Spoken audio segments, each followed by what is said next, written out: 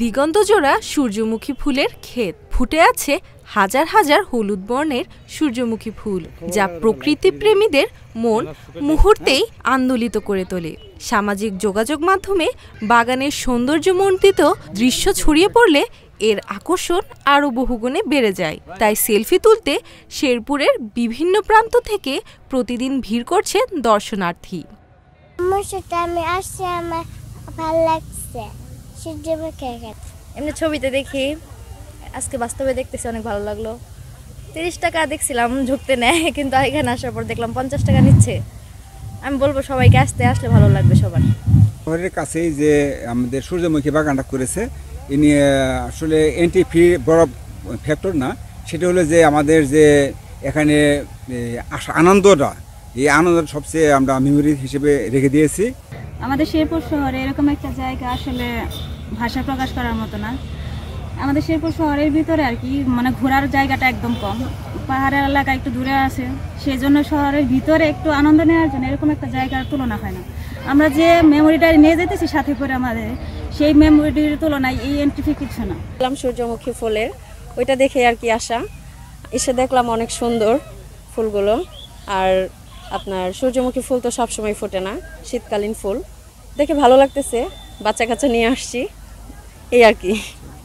ইতিমধ্যেই শেরপুরের আশপাশের ভ্রমণ পিপাসুদের পছন্দের শীর্ষস্থানে পরিণত হয়েছে এই সূর্যমুখী ক্ষেত। প্রতিদিন দুপুর থেকে সন্ধ্যা পর্যন্ত দর্শনার্থীদের ঢল নামে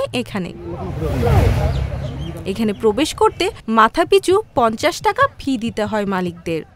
এর আগে আমরা অল্প আকারে করছিলাম, বেশি লাভবান হয়েছি। এবার আমরা 9 জন লোকে 4.5 একর জমি আমরা আবাদ করছি। এটা অনেক লোকজন আছে এখানে,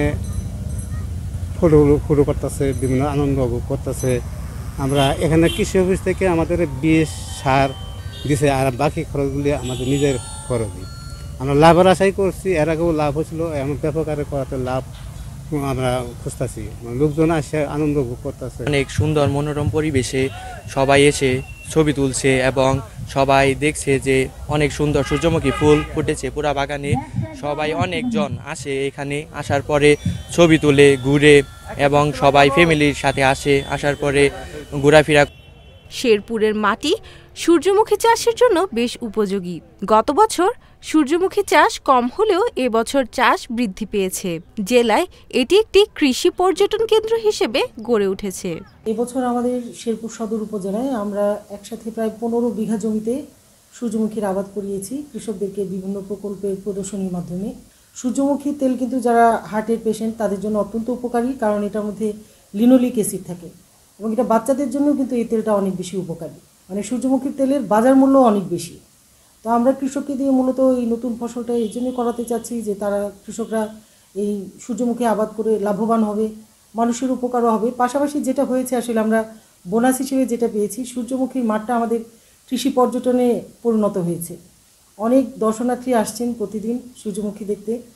সূর্যমুখীর সৌন্দর্য ও লাভ আকৃষ্ট করছে অন্য কৃষকদেরও। Tahiya পারসা, independent digital.